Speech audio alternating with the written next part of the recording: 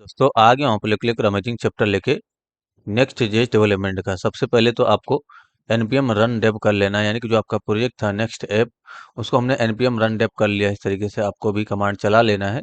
उसके बाद ब्राउजर में आके लिख देना है लोकल होस्ट 3000। ठीक है, जब आप ब्राउजर में ये लिख देंगे तो आपका जो वेबसाइट है वो ओपन हो जाएगा। हमने लास्ट टाइम पेजेस यानी कि जो पेज वाला हमारा राउट था उसके अंदर हमने लिखा था फर्स्ट ऐप और जस्ट फोर कोड। ये कहाँ होगा? सब कुछ यहाँ से कट कर दिए इस तरीके से जो भी खुला हुआ है। ये देखिए ज़रा यहाँ पर पेज के अंदर यानी कि ऐप ऐप के अंदर होगा ये। और यहाँ से ब्लॉक को मिनिमाइज करिए, कोर्सेज को भी मिनिमाइज कर दीजिए, लॉगिन को मिनिमाइज कर देंगे। ये जो पेज है आपका लेआउट डॉट जेएस के नीचे, इसी में वो चीज़ लिखा हुआ है। ठीक है, अब सपोज करो आपको बूट स्टेप का यूज करना है। यहाँ पर मटेरियल यूआई ऑलरेडी इंस्टॉल्ड है। मटेरियल यूआई अगर इंस्टॉल्ड है तो बूट स्टेप को इंस्टॉल नहीं करेंगे। तो बूट स्टेप को अगर आपको यूज करना होगा तो कैसे करेंगे? ये चीज़ हमने रिएक्ट में भी सीखा था, इसमें भी सीख लेंगे कि अगर जहाँ नीड पड़ी बूट स्टेप की तो कैसे उसके क्लासेस को हम एक्सेस करेंगे। यहाँ पर आइए जरा बूट स्टेप 5 ऐसे सर्च कर लेंगे और फर्स्ट वाली जो लिंक दिखेगी इस पर क्लिक करेंगे। ये देखिए आपको HTTPS से लेकर के CSS वाले में, यानी कि यहाँ पर CSS लिखा हुआ है, इसको ध्यान देना। HTTPS से लेकर के min डॉट CSS तक बस इतना कॉपी कर लेना, कंट्रोल C करके नए टैब में इसको पेस्ट कर देंगे। इस तरीके से जैसे आप पेस्ट करेंगे ये कोड दिखेगा, कंट्रोल A कर लीजिए, कंट्रोल S करेंगे, डेस्कटॉप पे जाएंगे, जो आपका प्रोजेक्ट है नेक्स्ट ऐप वाला उसको ओपन कर लेंगे। तो ये रहा नेक्स्ट ऐप। इसके अंदर SRC के अंदर आप ऐप के अंदर इसको सेव कर दिए। तो bootstrap dot min dot C S S के नाम से ही मैं सेव कर देता हूँ। ठीक है, इस तरीके से मैंने सेव कर दिया। ये डाउनलोड हो जाएगा। ये देखिए डाउनलोड हो गया, इसको कट कर देंगे, इसको भी कट कर दीजिए, इसको भी कट कर दीजिए। ठीक है, अब आइए जरा कैसे इसको लिंक करना है वो भी समझिए जरा। तो यहाँ पर आएंगे, देखिए bootstrap dot min dot C S S वाली जो फाइल है वो यहाँ पर आई डाउनलोड होके। Global dot C S S के नाम से एक फाइल होगा, उसको आप खोल लेंगे। इसके अंदर किसी भी चीज़ को आप सेलेक्ट करते हो, जैसे कि देखिए H1 को हमने सेलेक्ट करके ये कर रखा है। अगर हम यहाँ पर कलर कर दें तो जहाँ जहाँ पे H1 लिखेंगे सभी का कलर है, यानी कि ये ग्लोबल है, ये सभी के लिए CSS फाइल होता है। तो देखिए वहाँ पर हमने कलर रेड किया, देखिए H1 का कलर तुरंत रेड हो गया। ठीक है, इसको हटाइए ज़रा। आपको इसी में लिंक करना है बूट स्टेप को। तो ऊपर की तरफ @import कीवर्ड का यूज करेंगे इस तरीके से, और URL @import URL फंक्शन को कॉल करेंगे। और जहाँ पर आपका global dot C S S है वहीं पर है bootstrap dot min dot C S S. तो आपका जो बूट स्टेप है वो लिंक हो चुका है। अब आप काम कर सकते हो, यानी कि बूट स्टेप की कोई भी क्लास एक्सेस कर सकते हो। तो जरा फिर से पेज डॉट जीएस को ओपन करिए।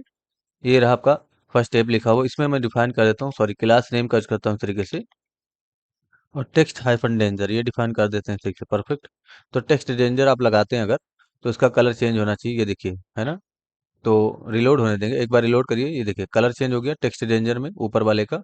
कोई और कलर रखना है तो आप इसको टेक्स्ट इन्फो कर सकते हैं इस तरीके से।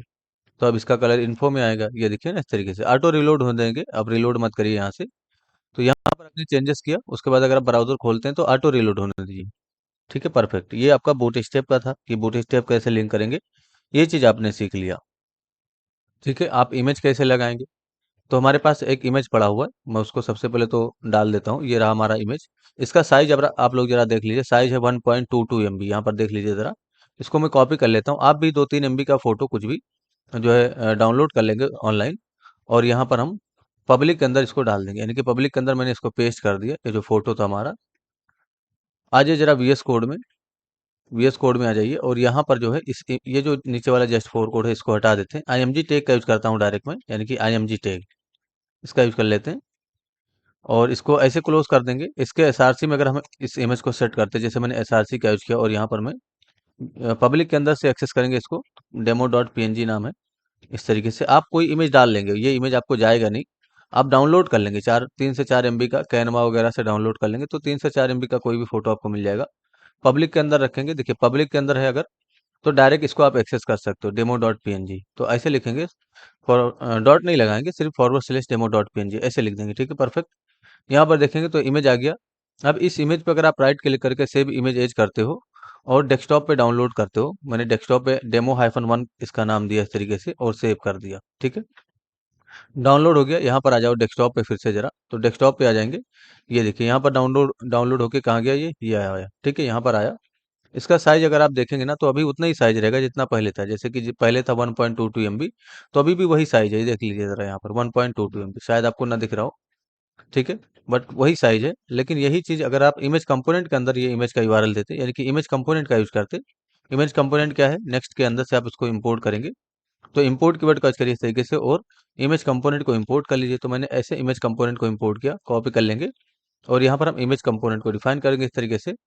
और इसमें अगर आपने ऐसे दिया है सारसी, तो आपको विद और हाइट कंपलसरी है, यानी कि विद और हाइट देना कंपलसरी है। तो विद डिफाइन कर देंगे हम 720 पिक्सल, और इस तरीके से हाइट डिफाइन कर देंगे हम 400 पिक्सल। तो मैंने 400 पिक्सल हाइट दे दिया। तो हाइट और विद दोनों जो है देना कंपलसरी है। स्ट्रिंग के फॉर्मेट में नहीं दे सकते आप, नंबर यानी कि न्यूमेरिक फॉर्मेट में ही आपको देना होगा, ठीक है।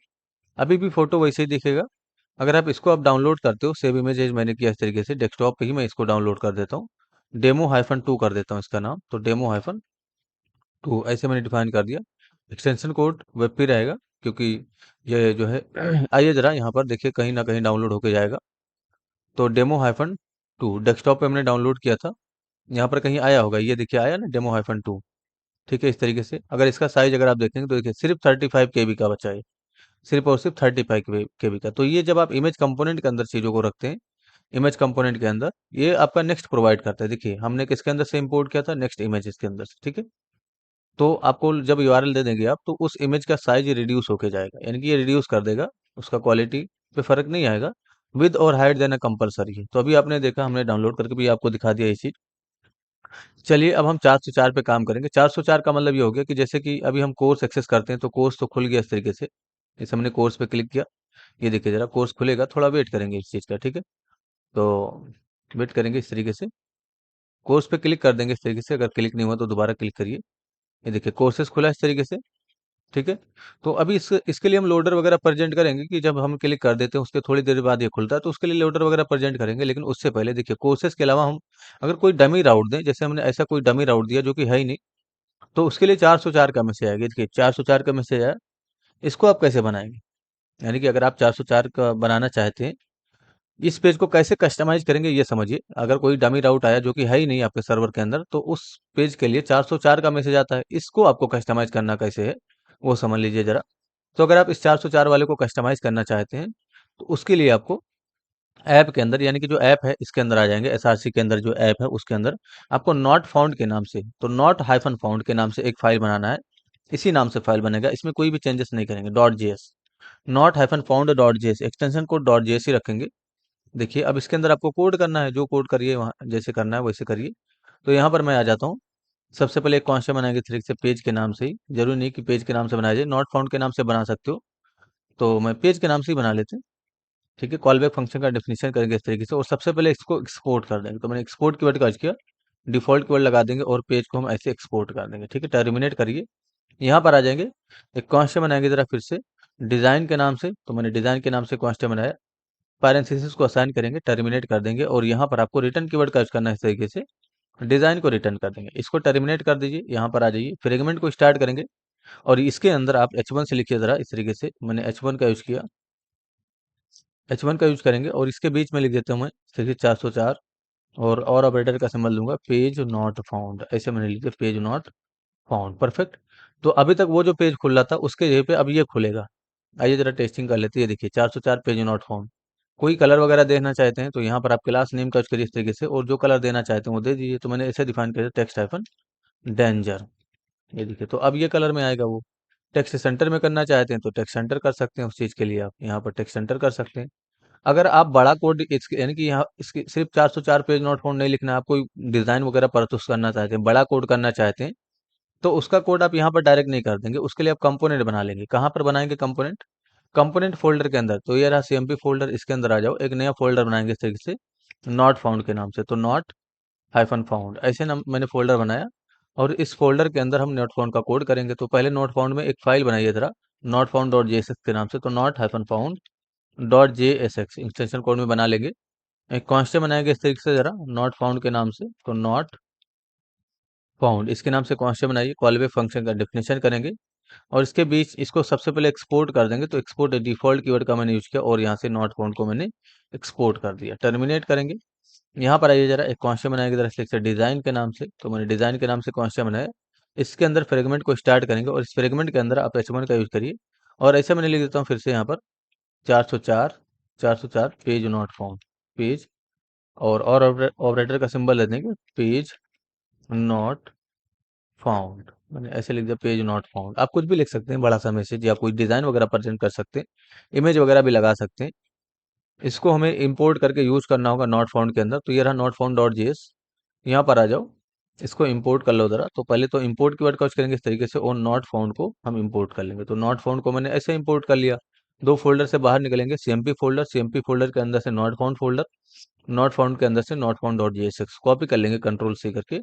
और ये जो H1 से आपने लिखा था, अब यहाँ पर इसको हटाइए और इसको डिफाइन कर दिए, इसको क्लोज कर देंगे इस तरीके से। ठीक है, तो अब आपका वो वाला दिखेगा नॉट फाउंड के लिए, ये देखिए परफेक्ट। अच्छा, यहाँ पर एक बार रिलोड कर लेंगे, कुछ इशू है क्या? ठीक है, यहाँ पर जो है not found is not allowed to use in root layout. अच्छा, रूट लेआउट के अंदर नॉट फाउंड बताया गया, इज नॉट अलाउड। ठीक है, तो हमने कहाँ पर, क्यों, ऐसा क्यों?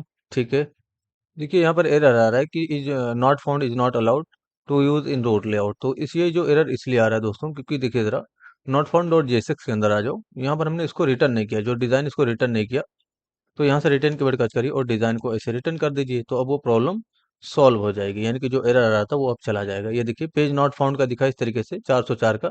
तो कोई भी बड़े से बड़ा डिज़ाइन आप यहाँ पर कर सकते हो, यानी कि अगर आपको बड़ा डिज़ाइन करना है तो नॉट फाउंड डॉट जेएसएक्स के अंदर यहाँ पर आके कर सकते हो। जितना भी बड़ा डिज़ाइन है आप यहाँ पर कर सकते हो। कोई फोटो वगैरह लगाना चाहते हो तो वो भी आप लगा सकते हो, या इसको कलर वगैरह करना चाहते हो तो ऐसे क्लास नेम का करेंगे। और टेक्स्ट हाइफन डेंजर मैंने डिफाइन कर दिया, टेक्स्ट हाइफन सेंटर भी डिफाइन कर देते हैं ताकि सेंटर में चला जाए।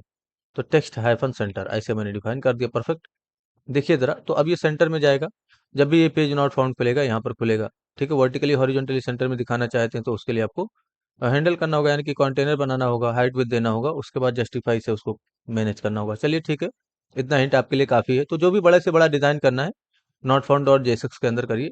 नॉट फाउंड डॉट जेएस के अंदर कुछ नहीं करेंगे, इसके अंदर बस कंपोनेंट का हमने यूज़ कर लिया। अब जो बड़ा से बड़ा डिज़ाइन करना है वो यहाँ पर आपको करना है। ठीक है, परफेक्ट। इस चीज़ को, यानी कि पेज नॉट फाउंड को एक और जगह पे आपको हैंडल करना होगा। जरा कोर्स खोलिए, यानी कि कोर्सेज खोलेंगे इस तरीके से, जो कोर्सेज वाला हमारा राउट था इस तरीके से खोल लेंगे। यहाँ पर कोर्सेज लिख देंगे 3000/कोर्सेज, तो आपका कोर्सेज वाला एक्सेस हो जाएगा।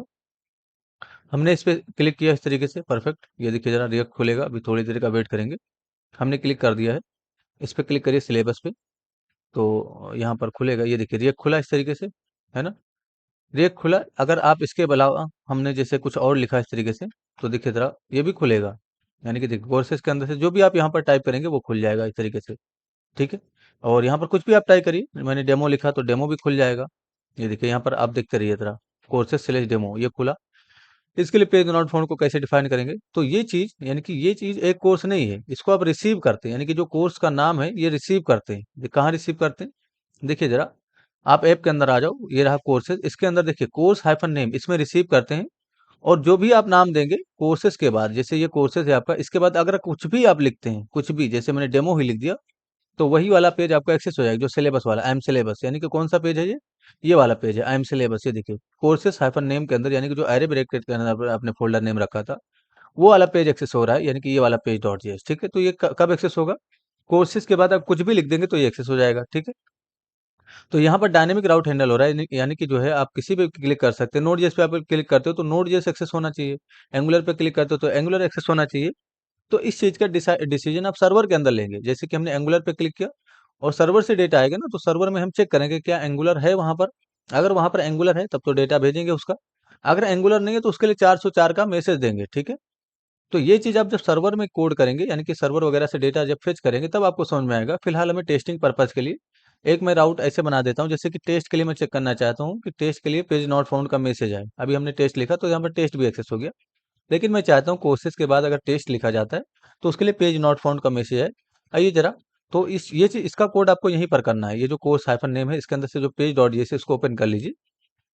सबसे पहले तो आपको पाथ नेम, ये देखिए जरा पाथ नेम है, इसके अंदर से देखिए आपने पाथ नेम को प्रिंट कर रखा है, तो आप चेक कर लो इस तरीके से। जरा एक कंडीशन पास करेंगे इसके ठीक नीचे यहाँ पर, इफ पाथ नेम ऐसे डिफाइन करेगा, if path name equals to ऐसे चेक कर लो जरा, स्लेश कोर्सेज ऐसे लिखेंगे, स्लेश कोर्सेज स्लेश टेस्ट। अगर इसके बराबर आ रहा है तो क्या करना चाहे तो वो यहाँ पर आप डिफाइन करो इस कंडीशन के अंदर।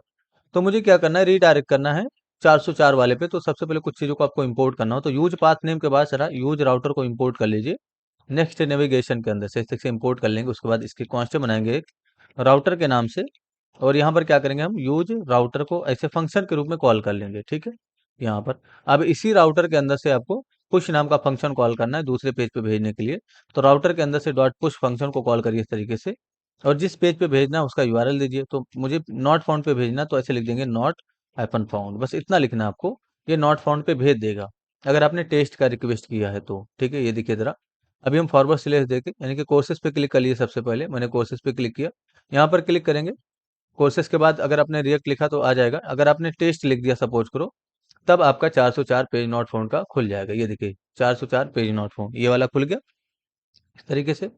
और अगर टेस्ट के अलावा कुछ भी अगर आप लिखते हो कोर्स के बाद, जैसे कोर्स के बाद हम कुछ भी लिखते हैं तो वो रिसीव हो जाएगा, वो रिसीव होगा और सिलेबस वाला पेज एक्सेस हो जाएगा। ये देखिए यहाँ पर ये दिख रहा है ना, ये आप राउट ही, ये राउट ही है जो यहाँ पर ऊपर की तरफ दिखता है। ठीक है, बस सभी के अलावा सिर्फ टेस्ट अगर आप लिखते हैं तब आपका पेज नॉट फाउंड का खुलेगा। टेस्ट के लिए पेज नॉट फाउंड का क्यों खुलेगा भाई? क्योंकि आपने इसके लिए कंडीशन लगा दिया है।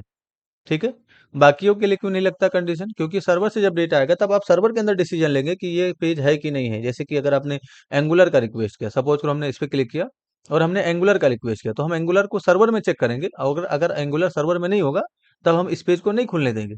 ठीक है, तब हम डिसीजन ले पाएंगे। अभी हम सर्वर का कोड नहीं कर रहे हैं इसके वजह से। चलिए, तो इस चीज़ को आपने हैंडल किया, यानी कि हमें बस टेस्ट करना था। तो हमने एक अपना जो है फिक्स राउट दिया टेस्ट के नाम से, उसको उस पे हमने कंडीशन लगा के चेक किया कि टेस्ट के लिए अगर टेस्ट का एक्सेस होता है यानी कि टेस्ट का रिक्वेस्ट होता है तो 404 पे जाना चाहिए। ये देखिए चला गया 404 पे। कुछ और चीज़ों को आपको समझना होगा, लोडर वगैरह प्रेजेंट कैसे करेंगे वो भी आपको समझना होगा। ठीक है, सॉरी, पहले तो हम थीम को समझ लेते हैं, यानी कि हमने रिएक्ट के अंदर थीम को अप्लाई किया था। थीम क्या है? थीम का मतलब कि डार्क मोड और लाइट मोड ये सब अगर आप अप्लाई करना चाहते हो तो कैसे करेंगे, कैसे उसका सेटअप करेंगे, या कोई भी और थीम जैसे कि हमने रिएक्ट के अंदर कुछ यानी कि जैसे ये इन्फो कलर है तो इसके लिए हमने कुछ अलग से कलर दिया था, है ना, वो सब सेट करेंगे। तो आइए जरा, इसके लिए आपको लेआउट में काम करना होगा, तो इसको कट कर दीजिए, इसको भी कट कर दीजिए, इसको भी कट कर दीजिए, इसको भी कट कर दीजिए। ठीक है, लेआउट डॉट जेएसएक्स कहाँ है वो देखिए जरा। तो हमने बनाया था लेआउट डॉट जेएसएक्स, ये रहा लेआउट डॉट जेएसएक्स। इसके अंदर लेआउट के अंदर होगा लेआउट डॉट जेएसएक्स। पहले तो आपको कुछ चीज़ों को इंपोर्ट करना होगा। इंपोर्ट कीवर्ड को करिए और सबसे पहले आप क्रिएट थीम को इंपोर्ट कर लीजिए। तो क्रिएट थीम एक फंक्शन है, इसको इंपोर्ट करेंगे रिएक्ट राउटर डॉम के, सॉरी, मटेरियल यूआई के अंदर से। तो @MUI/material इसके अंदर से इस फंक्शन को हमने इंपोर्ट कर लिया। यहाँ पर आ जाएंगे, कॉमा से सेपरेट करेंगे और यहाँ पर आपको पेपर के नाम से डिफाइन करना है। उसके बाद आपको एक और जो है थीम प्रोवाइडर, इसको भी इंपोर्ट कर लेना है। तो थीम प्रोवाइडर को हमने इंपोर्ट कर लिया, पेपर को भी इंपोर्ट कर लिया। ये सब चीज़ आपने रिएक्ट के अंदर जब काम कर रहे थे तो आपने इन चीज़ों पे काम किया था, अभी आपको समझ में आ जाएगा अगर आप भूल गए हो तो। ठीक है, सबसे पहले क्या करते थे हम, क्रिएट थीम को एज अ फंक्शन कॉल करते थे, उसके अंदर पायलट को सेट करते थे। तो ये जो डिज़ाइन है इसके ठीक ऊपर आ जाओ, कॉन्स्टेंट बनाएंगे फिर से थीम के नाम से, और क्रिएट थीम को एज अ फंक्शन कॉल करेंगे। इसके अंदर जेसन का सिंबल देते थे और इस जेसन के अंदर पायलट के नाम से प्रॉपर्टी सेट करते थे, और पायलट का वैल्यू भी एक जेसन होता था। इसके अंदर हम मोड को सेट करते थे और मोड में हम डिफाइन करते थे डार्क होगा या लाइट होगा। तो जैसे अगर आपने डार्क सेट कर दिया तो अब जो आपका वेबसाइट खुलेगा वो डार्क मोड में खुलेगा, लेकिन अभी डायरेक्ट नहीं खुल जाएगा, थीम को आपको अप्लाई करना होगा। तो जितना भी कंटेंट है इस फ्रेगमेंट के अंदर सबको कंट्रोल एक्स करिए, और यहाँ पर आपको थीम प्रोवाइडर को पहले तो कंपोनेंट के रूप में डिफाइन करना है इस तरीके से, और इस थीम प्रोवाइडर से सभी को लॉक कर देना है। ये देखिए हमने सभी को लॉक कर दिया इस तरीके से। अब इसके अंदर आपको थीम के नाम से प्रॉपर्टी सेट करना है और थीम का वैल्यू थीम ही हो जाएगा, थीम का वैल्यू थीम, ये वाला थीम। और ये थीम क्या है, एक प्रॉपर्टी है जो कि प्री डिफाइन है, इसी नाम से आपको देना है, इसमें कुछ भी चेंजेस नहीं करेंगे। इस थीम को आपको कुछ भी नाम दे सकते हो क्योंकि ये कांस्टेंट आपने बनाया, ये आपके द्वारा बनाया गया कांस्टेंट है। इसका नाम कुछ भी आप रख सकते हो, यहाँ पर आप उसका यूज कर सकते हो, लेकिन इसका नाम चेंज नहीं करेंगे। ठीक है, अगर आप अभी ओपन करेंगे तो एक मतलब वार्निंग आएगा, मतलब ये देखिए रिलोड करेंगे तो हमारा जो थीम प्रोवाइडर है वो अप्लाई हो चुका है। लेकिन अगर आपके केस में वार्निंग आता है, यहाँ पर किसी भी तरह का वार्निंग आता है, तो ऊपर की तरफ यानी कि ऊपर की तरफ जाएंगे इस तरीके से लेआउट डॉट जेएसएक्स के अंदर, और यहाँ पर यूज क्लाइंट का यूज करेंगे, यानी कि यूज क्लाइंट ऐसे लिख देंगे। ठीक है, अगर वार्निंग आता है तो, अभी अगर वार्निंग नहीं आ रहा है तो मैं हटा देता हूँ, लेकिन अगर आपके केस में वार्निंग आता है यूज क्लाइंट के लिए, तो देखिए जरा, आपको ऊपर की तरफ यूज क्लाइंट लिख देना है। हमारा जो है डार्क मोड अप्लाई हो चुका है। डार्क मोड के जो है देखिए डार्क मोड हमने अप्लाई किया, बट बॉडी पे नहीं उसका असर पड़ा, यानी कि जो बैकग्राउंड कलर है यानी कि जो बॉडी का कलर है उस पर कोई फर्क नहीं पड़ा। इस पे क्लिक करते जरा, कोर्स में अप्लाई नहीं हुआ, तो यहाँ पर देखिए जरा, कोर्स जब एक्सेस हुआ हमारा तब हमें इस तरीके का एरर आया कि जो attempt to call create theme from the server but create theme is on the client. तो इस तरीके का मैसेज आ रहा है। तो क्रिएट थीम को आप क्लाइंट के अंदर यानी कि जो है क्लाइंट कंपोनेंट के अंदर यूज कर सकते हो। इसके लिए आपको इसको यानी कि ऊपर की तरफ जाइए और यूज क्लाइंट का यूज करिए। तो यहीं पर हम लिख देंगे, कंट्रोल जेड कर देंगे, तो यूज क्लाइंट मैंने अभी लिखा था, ये चीज आपको लिखना है, तो वो वार्निंग नहीं आएगा, वो एरर नहीं आएगा। अब ये देखिए जरा, एक बार अभी ये ऑटो रिफ्रेश होने दीजिए इस चीज़ को, ये देखिए है ना, एक्सेस हो गया। होम पे क्लिक करेंगे, होम एक्सेस हो जाएगा। कोर्स पे क्लिक करेंगे, कोर्स भी एक्सेस हो जाएगा इस तरीके से, परफेक्ट। बॉडी का कलर नहीं चेंज हुआ, बॉडी ये जो बॉडी है इसका कलर नहीं चेंज हुआ, तो जब तक आप पेपर को अप्लाई नहीं करेंगे बॉडी का कलर चेंज नहीं होगा। तो पेपर को भी अप्लाई कर दीजिए, कंट्रोल एक्स करेंगे तीनों को। थीम प्रोवाइडर के अंदर पेपर होता है, पेपर को ऐसे डिफाइन करेंगे, पेपर को ऐसे क्लोज कर लेंगे और यहाँ पर कंट्रोल भी कर देंगे। पेपर में हमें हाइट देना होगा, मिनिमम हाइट 100 VH। तो यहाँ पर एस एक्स का यूज करिए इस तरीके से, और मिनिमम हाइट का यूज करिए, मिन हाइट 100 VH, ऐसे डिफाइन कर देंगे, मिनिमम हाइट 100 VH। ठीक है, परफेक्ट। तो अब आपका पेपर भी अप्लाई होगा, और देखिए बॉडी का कलर भी चेंज हो गया इस तरीके से, ये देखिए बॉडी का कलर चेंज हो गया। ठीक है, परफेक्ट, इस तरीके से। होम पे जाएंगे तो होम के भी बॉडी का कलर चेंज हो जाएगा, ब्लॉग में जाएंगे तो ब्लॉग की भी बॉडी का कलर चेंज हो जाएगा। तो ये आपका हो गया डार्क मोड। अगर आपको लाइट मोड में करना है तो क्या करना होगा, बस आपको यहाँ पर जाना है और इसको लाइट कर देना है जहाँ पर डार्क लिखा हुआ है। तो अब ये लाइट हो जाएगा। तो मसला डार्क मोड और लाइट मोड का नहीं है, अभी अभी आपको ये सीखना था कि कैसे आप थीम प्रोवाइडर को अप्लाई करेंगे, है ना, यानी कि आप जो है कैसे अप्लाई करेंगे थीम प्रोवाइडर को। तो हमने अप्लाई करना सीखा। तो आपने रिएक्ट के अंदर भी ये चीज सीखा था, यानी कि रिएक्ट के अंदर भी आपने इस पे काम किया था। चलिए ठीक है, आगे काम करेंगे अब हम। तो इसको हमने अप्लाई कर लिया है। अब हमें लोडर पे काम करना है। लोडर का मतलब ये हो गया, जैसे एक बार हम पेज को रिलोड कर दें, मैंने रिलोड कर दिया इस तरीके से, आप भी रिलोड कर दीजिए। कोर्स पे क्लिक करेंगे, कोर्स देखिए तुरंत नहीं खुला, थोड़ा टाइम लिया ये। तो जब टाइम ले रहा है तो यहाँ पर हम लोडर वगैरह को प्रेजेंट करेंगे, यानी कि लोडर का कोड करेंगे इसके लिए। तो लोडर का कोड करने के लिए आपको एक नया पेज बनाना होगा। तो इसको कट कर देंगे और यहाँ पर आइए जरा, ये जो आपका SRC है इसके अंदर जो ऐप है इस पे क्लिक करेंगे। और इसी ऐप पे क्लिक करने के बाद आपको एक नया फाइल बनाना है लोडिंग के नाम से। फाइल का नाम लोडिंग डॉट जेएस होगा। इसमें कोई भी स्पेलिंग मिस्टेक नहीं करेंगे, लोडिंग डॉट जेएस इसी के नाम से फाइल बनाना है। यहाँ पर देख लीजिए मैंने लिखा इस तरीके से, लोडिंग डॉट जेएस। फाइल का नाम इसी के नाम से होगा, इसमें कुछ भी चेंजेस नहीं करेंगे। अब आप यहाँ पर लोडिंग का कोड कर सकते हो। ठीक है, तो मैंने ऐसे कौन से बनाया इस तरीके से, जरा पेज के नाम से ही बना लेते हैं, कोई ज़रूरी नहीं कि आप जो है लोडर के नाम से बनाए, किसी भी नाम से बनाया जा सकता है। या आप लोडिंग के नाम से ही बना लो, किसी भी नाम से बना लो। तो मैंने लोडिंग के नाम से बनाया। ऐसे कॉल बैक फंक्शन का डिफिनेशन करेंगे इस तरीके से। पहले तो आप इसको एक्सपोर्ट कर दीजिए, एक्सपोर्ट कर देंगे हम लोडिंग को। ठीक है, लोडिंग मैंने ऐसे एक्सपोर्ट कर दिया। यहाँ पर हमें लोडर के लिए कोड करना है। तो अभी हमने कंपोनेंट यूज किया लोडर का, बट अभी तक हमने बनाया नहीं इस लोडर को। इस कंपोनेंट को बनाएंगे, एक्सपोर्ट डिफॉल्ट यहाँ पर लगा दीजिए। ठीक है, इस कंपोनेंट को बनाएंगे हम, कहाँ बनाएंगे, ये कंपोनेंट है जिसको हमने अभी हमने इंपोर्ट भी नहीं किया है, बस हमने बस यहाँ पर डिफाइन कर दिया और इसको यहीं से रिटर्न कर दिया। तो रिटर्न कीवर्ड का करिए, एक ही चीज है इसलिए डायरेक्ट रिटर्न कर दिया। अगर मल्टीपल चीजें होती तो कंट्रोल एक्स करते, पैरेंथेसिस को असाइन करते और इसके अंदर टेम्पलेट फ्रेगमेंट, और यहाँ से आप इन चीजों को रख के उसके बाद आप काम करते। ठीक है, तो एक ही चीज है तो डायरेक्ट आप रिटर्न कर सकते हो, आपको इतना बड़ा कोड लिखने की आवश्यकता नहीं है। इस लोडर कंपोनेंट को बनाएंगे, कहाँ बनाएंगे, इसको आपको बनाना होगा यहाँ पर कंपोनेंट फोल्डर के अंदर आ जाओ। सबसे पहले एक नया फोल्डर बनाओ लोडर के नाम से। तो मैंने ऐसे लोडर के नाम से फोल्डर बनाया। अब इस लोडर के अंदर हम बनाएंगे लोडिंग लोडर डॉट जेएसएक्स को, ऐसे डिफाइन करिए जरा, लोडर डॉट जेएसएक्स इसके नाम से फाइल बनाइए। यहीं पर कोड करेंगे लोडर का हम, यानी कि लोडर डॉट जेएसएक्स के अंदर ही। तो पहले तो एक कॉन्स्टेंट बनाइए इस तरीके से जरा लोडर के नाम से। इसको हम यहाँ से सबसे पहले एक्सपोर्ट कर देंगे। ठीक है, तो एक्सपोर्ट डिफॉल्ट कीवर्ड का करिए, सॉरी, एक्सपोर्ट डिफॉल्ट ऐसे डिफाइन करेंगे और लोडर को हम यहाँ से एक्सपोर्ट कर देंगे। तो मैंने लोडर को एक्सपोर्ट कर दिया। इसके बीच में आ जाओ, यहाँ पर एक कॉन्स्टेंट बनाएंगे जरा डिजाइन के नाम से इस तरीके से, और यहाँ पर हम क्या करेंगे, टर्मिनेट कर देंगे। रिटर्न कीवर्ड का करेंगे, सबसे पहले आप डिजाइन को रिटर्न कर दीजिए। तो मैंने ऐसे रिटर्न कर दिया, टर्मिनेट करेंगे, इसके बीच में आ जाएंगे। फ्रेगमेंट को स्टार्ट करेंगे, फ्रेगमेंट के बीच में आपको एक डिव लेना है जिसमें क्लास होगा राउटर लोडर। तो मैंने राउटर हाइफन लोडर ऐसे डिफाइन कर दिया। ठीक है, राउटर हाइफन लोडर, परफेक्ट, ये डिव हो गया। इसके अंदर एक और डिव बनाना है आपको, dot router hyphen loader hyphen bar, इसके नाम से आपको बनाना है क्लास। बस ये दोनों क्लास आपको सेम देना है, इसमें कुछ भी चेंजेस नहीं करेंगे, ये दोनों क्लास आपको सेम देना है। उसके बाद आपको इसको इसके लिए एक सीएसएस का फाइल बनाना है। ठीक है, तो सीएसएस का फाइल बनाएंगे। तो आपको सीएसएस का फाइल लोडर के अंदर ही बनाना है, ये रहा लोडर, और इसके अंदर एक नया फाइल बना दो जरा, लोडर डॉट सीएसएस के नाम से, क्योंकि हम कस्टम लोडर प्रेजेंट करना चाहते हैं, यानी कि खुद से हम बना रहे हैं लोडर। ठीक है, लोडर डॉट सीएसएस बना लेंगे। इसके अंदर आपको इतना कोड रखना है, कंट्रोल ए करके मैं यहाँ पर पेस्ट करता हूँ, आपको मैं बता देता हूँ इतना कोड आपको रखना है। देखिए सबसे पहले तो राउटर लोडर यानी कि ये वाला क्लास सेलेक्ट करेंगे, कॉपी करके आप यहाँ से इसको सेलेक्ट कर लेंगे इस तरीके से, स्पेलिंग मिस्टेक नहीं करेंगे। ठीक है, उसके बाद आपको इसमें विद 1000 पिक्सल हाइट देना है, 10 pixel, border radius 50 pixel, background colour sharp triple C, position absolute, top से 50, लेफ्ट से 50%, और ट्रांसफॉर्म का यूज करना है, ट्रांसलेट 50%, -50%, -50%, जेड इंडेक्स 1000 और ओवरफ्लो हिडन रखना है। उसके बाद राउटर लोडर के अंदर से अगला वाला क्लास सेलेक्ट करना है, यानी कि ये वाला क्लास, ठीक है।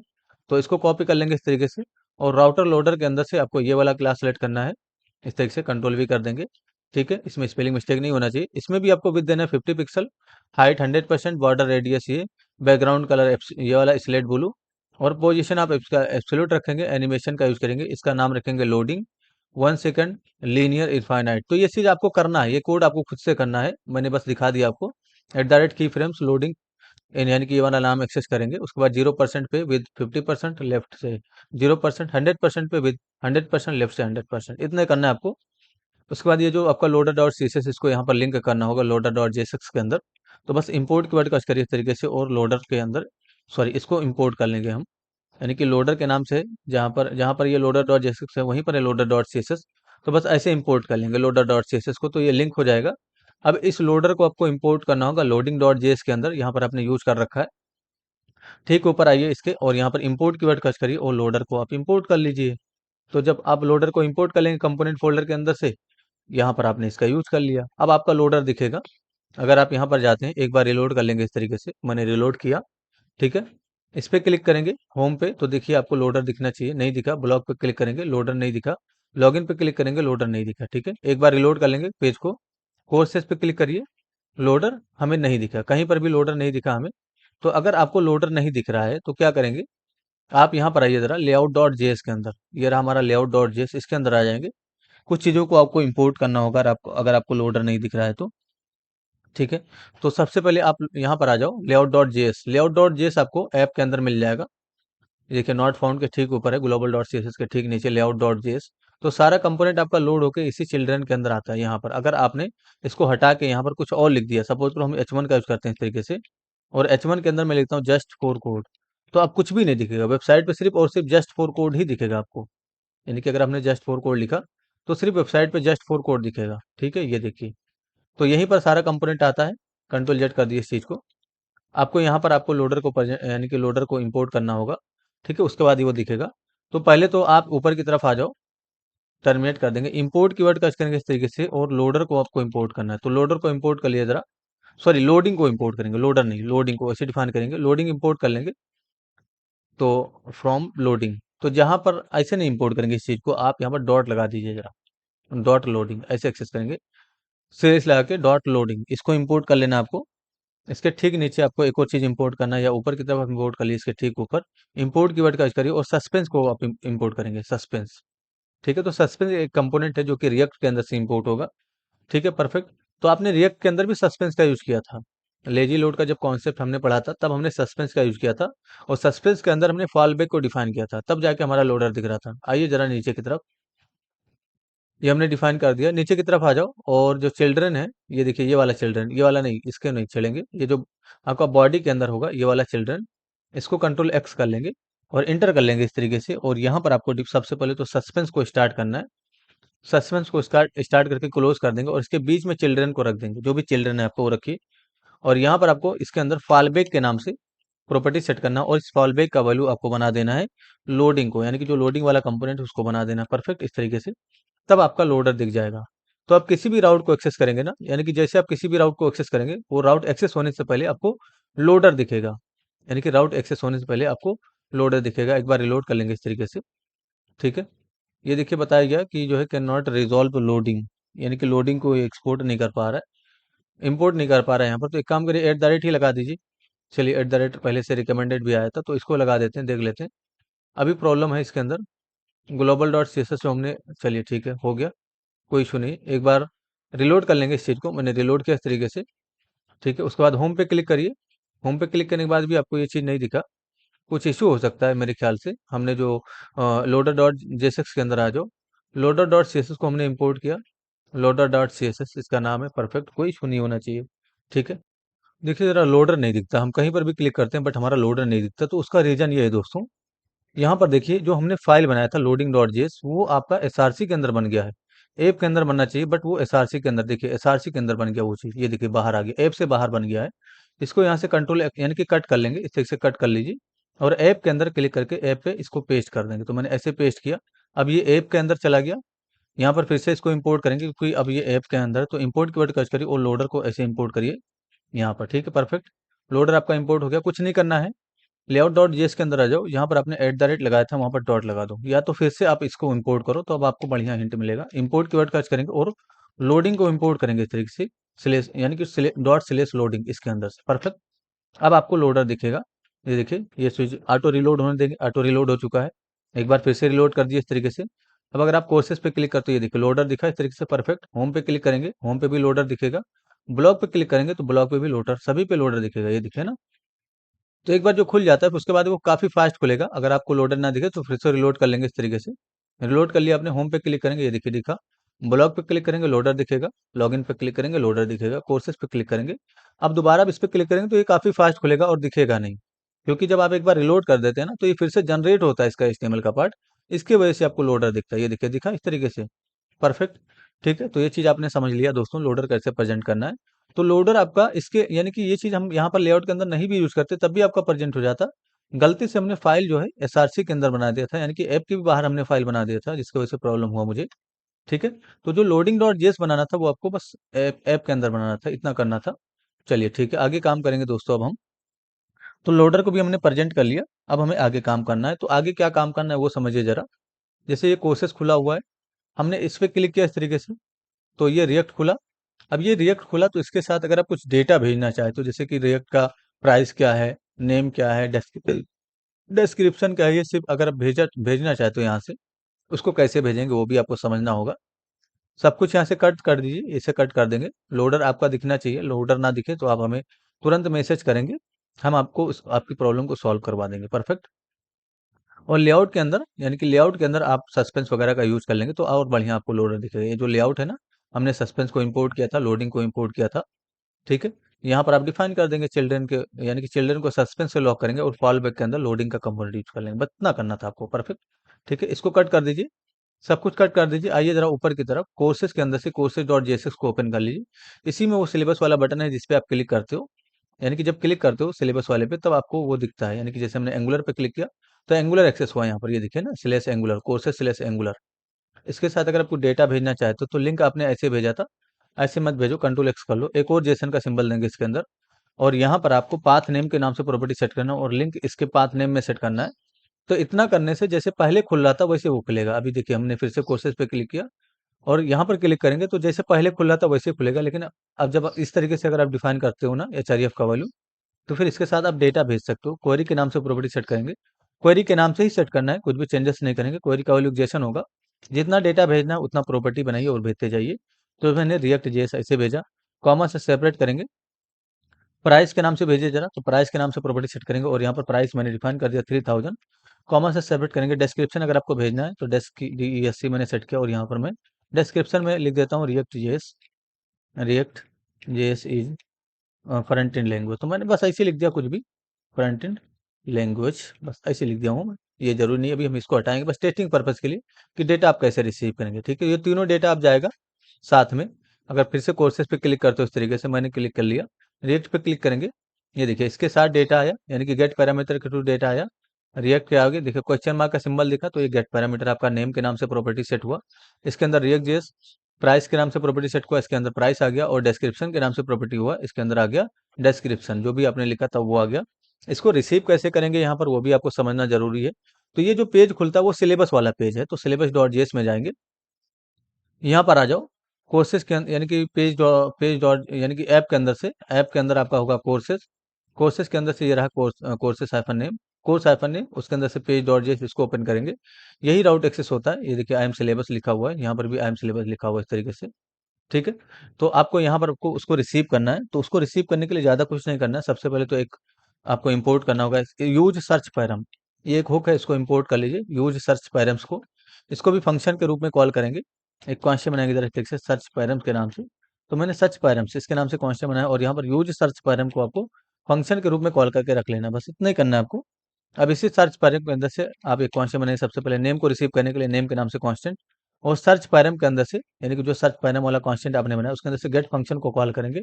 और यहाँ पर जो भी आपने प्रॉपर्टी नेम दिया था वो दिए, तो नेम हमने दिया। ठीक है, ठीक है, उसके बाद कॉन्स्टेंट और बनाइए प्राइस के नाम से, और प्राइस को रिसीव करने के लिए सर्च पैरम के अंदर से ही, यानी कि जो सर्च पैरम वाला कांस्टेंट उसके अंदर से गेट फंक्शन कॉल करेंगे और यहाँ पर आपको प्राइस आपने वहां पर सेट किया था ना प्रॉपर्टी नेम अभी थोड़ी देर पहले, तो यहाँ पर आपने सेट किया था, देखिए कोर्सी डॉट जेएस के अंदर प्राइस नेम, इसको हमने रिसीव कर लिया, डिस्क्रिप्शन को भी रिसीव करना है, तो इसी को आप कॉपी पेस्ट कर सकते हो, मैंने ऐसे कॉपी पेस्ट कर लिया, यहाँ पर डिस्क्रिप्शन लिख देंगे और यहाँ पर भी डिस्क्रिप्शन लिख देंगे, परफेक्ट।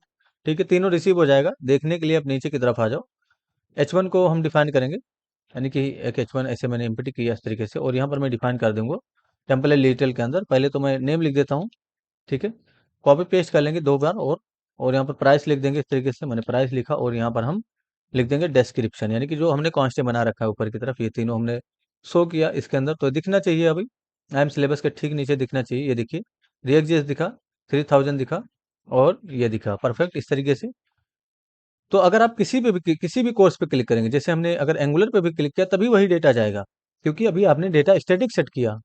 अगर आप यहाँ पर जो है नोड जेएस पे क्लिक करेंगे तब भी वही डेटा जाएगा, ये देखिए वही डेटा आया, क्योंकि आपने डेटा यहाँ पर स्टैटिक सेट किया है, क्योंकि जो बटन है आपका, यहाँ पर जो बटन है, यहीं पर आप यहीं से आपने डेटा भेजा, तो ये बटन है लूप के अंदर है, ठीक है, लूप से क्रिएट होता है। तो इसके साथ जैसे आपने देखिए आइटम डॉट लिंक ऐसे डिफाइन किया था ना, यहाँ पर आएंगे आप, ये जो आपके पास माई कोर्सेज के नाम से, यहाँ पर आप क्वेरी सेट करेंगे, यानी कि आप क्वेरी यहाँ पर सेट करेंगे, जो भी आपको क्वेरी भेजना है अलग अलग कोर्सेज के लिए। जैसे मैं आपको बता देता हूँ, इसको मैं कॉपी कर लेता हूँ यहाँ से कंट्रोल, मैं यहाँ से जो है ठीक है, चलिए ठीक है, अब आप खुद यहाँ पर जो है, यहाँ पर आप सेट करेंगे इस चीज़ का, बस इतना समझ लीजिए, अभी हम इस चीज़ को बताने लेंगे तो थोड़ा टाइम हो जाएगा इसके वजह से, जब नीड पड़ेगी तो हम आगे फ्यूचर में इस चीज़ को सोचेंगे, फिलहाल आपको ये समझना है कि डेटा कैसे रिसीव करेंगे, यानी कि जो सर्वर के अंदर, यानी कि जो पैरामीटर के थ्रू डेटा आपने भेजा उसको रिसीव करे कैसे करेंगे। तो रिसीव करने के लिए आपको सर्च पैरम का यूज करना है, देखिए जरा, यूज सर्च पैरम, इस हुक को इंपोर्ट करेंगे, फंक्शन के रूप में कॉल करेंगे, किसी वेरिएबल में रखेंगे, और उसी के अंदर से गेट फंक्शन कॉल करके एक एक पैरामीटर को आपको रिसीव कर लेना है, जो कि आपने वहां से भेजा था। हम इसके थ्रू भी डेटा भेजेंगे, अलग अलग डेटा भेजेंगे, बट वो सब आगे काम करेंगे, थोड़ा लंबा प्रोसेस है, नहीं तो अभी आपका वीडियो और ज़्यादा लंबा होता चला जाएगा। ठीक है, परफेक्ट। तो फिलहाल आपको डेटा भेजना और रिसीव करना सीखना है, उस चीज़ को छोड़ दीजिए कैसे डायनेमिकली डेटा जाएगा। ठीक है, फिलहाल आपको रिसीव करना सीखना और डेटा भेजना सीखना है, इतना अगर आपने सीख लिया तो काफ़ी है वो। अब कंट्रोल अंडो कर दीजिए, यहाँ पर हमें ज़्यादा कुछ नहीं करना था, इसको हटा देंगे जो हमने प्रिंट किया था, और ये देखिए तीनों आप हटा दीजिए, सर्च पैरम रहने दीजिए, यहाँ पर रहने दीजिए इंपोर्टेड, इसको कोर्स के अंदर आ जाओ, यहाँ पर देखिए आपने चेंजेस किया था, क्वेरी ऐसे डिफाइन किया था, पहले तो इसको कॉपी कर लो आइटम डॉट लिंक को, और ये जो आपने जेसन दिया था एक्स्ट्रा, इसको यहाँ से हटाएंगे और यहाँ पर आइटम डॉट लिंक डिफाइन कर देंगे इस तरीके से। एक बार टेस्टिंग जरूर कर लेंगे इस चीज़ की, तो बस रिलोड करेंगे इस तरीके से, और यहाँ पर फिर से क्लिक करेंगे तो एंगुलर खुलना चाहिए, ये देखिए खुल गया। इस तरीके से फिर से कोर्सेज पे जाएंगे और यहाँ पर क्लिक करेंगे तो ये खुल रहा है, परफेक्ट। ठीक है, चलिए अब हम आगे काम करेंगे। तो अब आपको जैसे कि एक और चीज़ समझे, जैसे देखिए हमने रिएक्ट कोर्सेज के बाद अगर हमने कुछ भी लिख दिया, कुछ भी लिख दिया, जैसे कि हमने डेमो लिख दिया, तो ये ऐसे रिसीव हो गया। ठीक है, डेमो, ये देखिए कोर्सेज स्लैश डेमो यहाँ पर आया ना, रिसीव हुआ। हम कुछ भी लिख रहे हैं, सिर्फ टेस्ट अगर हम लिखते हैं तब जाके 404 वाला पेज खुलेगा, यानी कि 404 वाला पेज कब खुलेगा, जब आपने टेस्ट लिखा। और टेस्ट के अलावा अगर आपने कुछ भी लिख दिया, तब आपका वो यानी कि कोर्सेज के अंदर से, यानी कि जो है सिलेबस एक्सेस हो जाएगा, कुछ भी अगर आप लिखते हैं। सपोज करो हम इसके बाद भी कुछ यानी कि फॉरवर्ड स्लैश लगा के कुछ भी अगर लिखें इस तरीके से, तो क्या वो रिसीव होगा? नहीं रिसीव होगा, क्योंकि अब ये इसका चाइल्ड नहीं है। सिर्फ एक ही फॉरवर्ड स्लैश के बाद जो भी लिखा जाएगा वो रिसीव हो जाएगा। सपोज करो आपने रिएक्ट को खोला इस तरीके से, यानी कि हम रिएक्ट इस तरीके से खोल लें, रिएक्ट के अंदर अगर आप रिएक्ट का कोई चाइल्ड जो है खोलना चाहते हो, जैसे अभी कोर्सेज जो है इसका चाइल्ड कौन सा है, चाइल्ड ये रिएक्ट है आपका। ठीक है, तो आपने कोर्सेज के अंदर रिएक्ट को डिफाइन किया, अब रिएक्ट के अंदर अगर आप किसी चाइल्ड को डिफाइन करना चाहते हो, वो कैसे डिफाइन करेंगे? तो उसके लिए आपको ज़्यादा कुछ नहीं करना, यहीं पर आ जाओ, यहाँ पर आ जाएंगे, ये देखिए आपका जो कोर्सेस है इस यानी कि नीचे की तरफ ये जो एसआरसी इसके अंदर ऐप, ये आपने कोर्स नेम रिसीव किया था, कोई और चाइल्ड बनाना चाहते हो तो बस यहाँ पर एक नया फ़ोल्डर बनाएँगे फिर से ज़रा, सिलेबस के नाम से। तो मैं सिलेबस के नाम से बना लेता हूँ, मैंने ऐसे डिफ़ाइन किया सिलेबस, और सिलेबस के अंदर पेज हो जाएगा आपका। तो सिलेबस के अंदर पेज डॉट जेएस बना दिए इस तरीके से, परफेक्ट। तो अब अगर आप कोर्सेज़ के बाद रिएक्ट या कुछ भी अगर आप उसके बाद लिखते हो, तो ये आपका जो सिलेबस वाला पेज है वो एक्सेस हो जाएगा। कंट्रोल ए कर लेते हैं ज़रा, जो हमारा कोर्स हाइफन नेम वाला जो पेज डॉट जेएस था, उसके अंदर से मैंने कोड को कॉपी किया कंट्रोल सी करके, और सिलेबस वाले में लाके पेस्ट कर दूँगा इस तरीके से। ये सब हटाइए जरा, यूज पाथ नेम वगैरह, राउटर रहने देंगे, राउटर का काम है, यूज पाथ नेम हटा, पाथ नेम भी रहने दीजिए, सर्च पैरम हटा दीजिए खाली, यहाँ से भी हटा देंगे, पाथ नेम रहने देंगे। और ये ठीक है, ये कोड हटाइए जरा, इसको हटा दीजिए, बस यहाँ पर पाथ नेम प्रिंट होता रहना चाहिए, आई एम सिलेबस ऐसे मैंने लिख दिया। ठीक है, या और यहाँ पर आप कुछ लिख सकते हो, बस मैंने सिलेबस लिखा। थोड़ा टेस्टिंग पर्पज के लिए। इसको हमने एक्सपोर्ट कर दिया। इसका मतलब क्या हुआ कि अगर आप रिएक्ट के बाद कुछ भी लिखते हो, जैसे कि हमने रिएक्ट के बाद कुछ भी नहीं लिखना, सिलेबस लिखना सिर्फ आपको, क्योंकि अभी आपने सिलेबस के नाम से बनाया है, ठीक है। तो रिएक्ट के बाद अगर आप सिलेबस लिखते हो तो सिलेबस वाला एक्सेस होना चाहिए। ये देखिए इंपोर्ट स्टेटमेंट गलत बताया गया, तो आपको ऊपर की तरफ जाना है, ये आपको एक और फोल्डर से बाहर निकालना होगा, क्योंकि आपने सिलेबस के अंदर रखा है इस चीज को, क्योंकि हमने कॉपी पेस्ट किया था इसके वजह से। तो एक और फोल्डर से जब बाहर निकाल देंगे, और रिएक्ट के बाद अगर आपने सिलेबस लिखा इस तरीके से, तो सिलेबस वाला राउट एक्सेस होना चाहिए, ठीक है। देखिए रिलोड हो रहा है, ये देखिए एक्सेस हो गया ना, courses slash react slash syllabus. और अगर सिलेबस के अलावा कुछ भी अगर आप लिखते हो तो 404 पे जाएगा, ये देखिए 404 पे चला गया इस तरीके से, परफेक्ट। लेकिन अगर आप सिलेबस सिर्फ लिखते हो, सिलेबस यानी कि अगर आप इस तरीके से सिलेबस लिखते हो, तो ये सिलेबस वाला एक्सेस हो जाएगा। लेकिन अगर आप चाहते हो कि रिएक्ट के बाद हम कुछ भी लिखें, इसको भी डायनेमिक राउट बनाना चाहते हो, कुछ भी लिखो आप, जैसे डेमो भी लिख दिया, तो डेमो भी रिसीव होना चाहिए। उसके लिए आप क्या करेंगे, ज्यादा कुछ नहीं करना है, यही जो आपने सिलेबस बनाया इसको आपको अरे से घेरना है। तो फिर से इसको रीनेम करेंगे, यानी कि इसको हम रीनेम करेंगे इस तरीके से, और इसको हम अरे ब्रैकेट से घेर देंगे, यानी कि शुरुआत में अरे ब्रैकेट स्टार्ट और लास्ट में अरे ब्रैकेट क्लोज। तो अब किसी भी नाम को ये रिसीव कर लेगा रिएक्ट के बाद। ये देखिए डेमो को अगर आपने यहाँ पर रिलोड किया इस तरीके से ना, तो वही पेज खुल जाएगा आपका सिलेबस वाला। ये देखिए सिलेबस वाला खुला। इसके बाद अगर आप फॉरवर्ड स्लैश देके कुछ लिखते हो, तब जाके 404 पे जाएगा। ये देखिए 404 पे चला गया।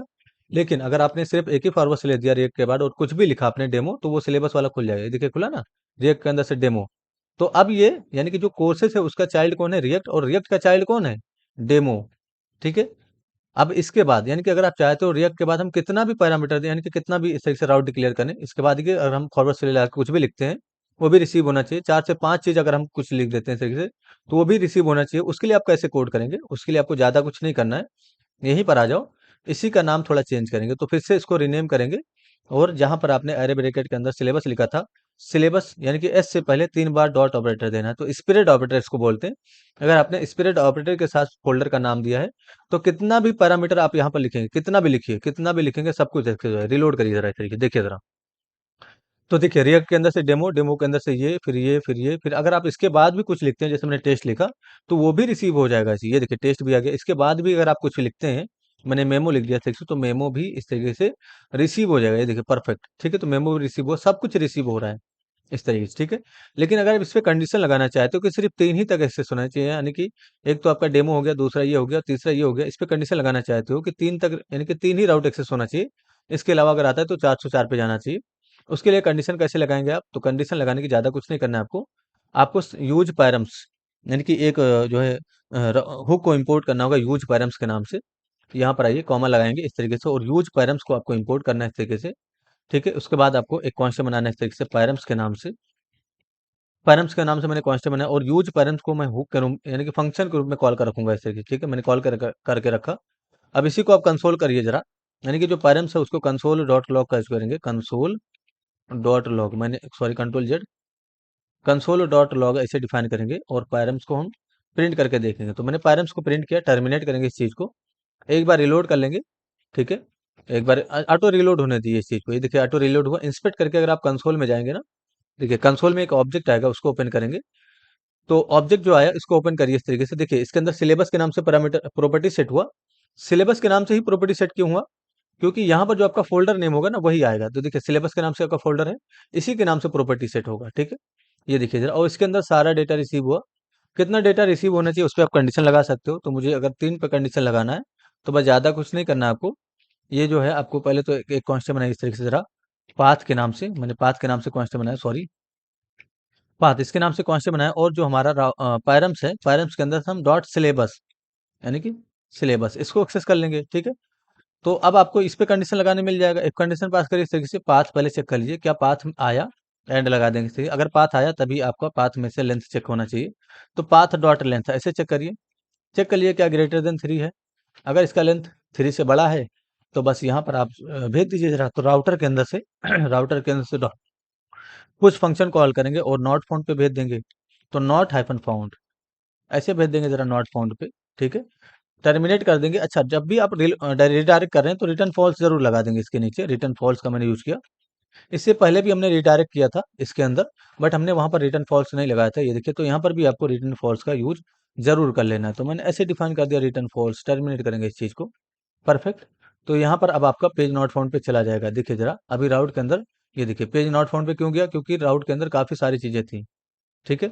अभी अगर आप यहाँ पर जो है होम पेज को एक्सेस करते हो, जैसे मैं यहाँ से इसको हटा के होम पेज को एक्सेस कर लेता हूँ, यानी कि लोकल होस्ट 3000, तो अभी होम पेज आपका खुलना चाहिए। ये देखिए लोडिंग ले रहा है, खुला। कोर्सेज पे क्लिक करेंगे, कोर्सेज आपका खुलना चाहिए। ये देखिए कोर्सेज खुल रहा है, खुल गया। रिएक्ट पे क्लिक करेंगे तो रिएक्ट जेएस खुलेगा। ठीक है। इसके बाद अगर आप यहाँ पर टेस्ट लिखते हैं, सपोज करो हमने ऐसे लिखा स्लेश टेस्ट, तो टेस्ट एक्सेस हो जाएगा। ये देखिए रिएक्ट के बाद स्लेश टेस्ट आया, उसके बाद फिर से स्लेश डेमो अगर आप लिखते हो तो रिएक्ट के बाद स्लेश डेमो आएगा। ये देखिए इसके बाद अगर आप फिर से यहाँ पर स्लेश मेमो लिखते हो इस तरीके से, तो रिएक्ट के बाद स्लेश मेमो आएगा। अब इसका लेंथ कंप्लीट हो चुका है, यानी कि 3 बार आपने रिएक्ट के बाद दे दिया। अब अगर आप चौथा देते हो तो पेज नॉट फाउंड पे डायरेक्ट जाएगा। जैसे मैं यहाँ पर मैंने कुछ और लिख दिया, मैंने रिटर्न लिख, कुछ भी लिख सकते हैं आप, मैंने डेमो डेटा लिख दिया। तो देखिए अब पेज नॉट फाउंड पे डायरेक्ट चला जाएगा। ये देखिए 404 पेज नॉट फाउंड इस तरीके से आ गया। ठीक है। तो इस पे भी आप कंडीशन लगा सकते हो। आई होप आपको ये चीज़ें क्लियर होंगी। कुछ चीज़ और चीज़ों पे काम करना है, उसके लिए हम, यानी कि कुछ और चीज़ों का मतलब ये हो गया कि राउट को हमें एक्टिव करना है। राउट का एक्टिव होने का मतलब ये है कि जैसे हमने होम पे क्लिक किया तो होम हमारा एक्टिव होना चाहिए। कोर्स अगर आया तो कोर्स एक्टिव होना चाहिए। ब्लॉग अगर आया तो ब्लॉग वाला एक्टिव होना चाहिए। इस पे हमें काम करना है। तो उसके लिए हम नेक्स्ट पार्ट में काम कर लेंगे। ठीक है, कोई इशू नहीं है, हम नेक्स्ट पार्ट में इसका काम अचीव कर लेंगे। Thanks for enjoying the education of just for code. See you soon. जय हिंद, जय भारत।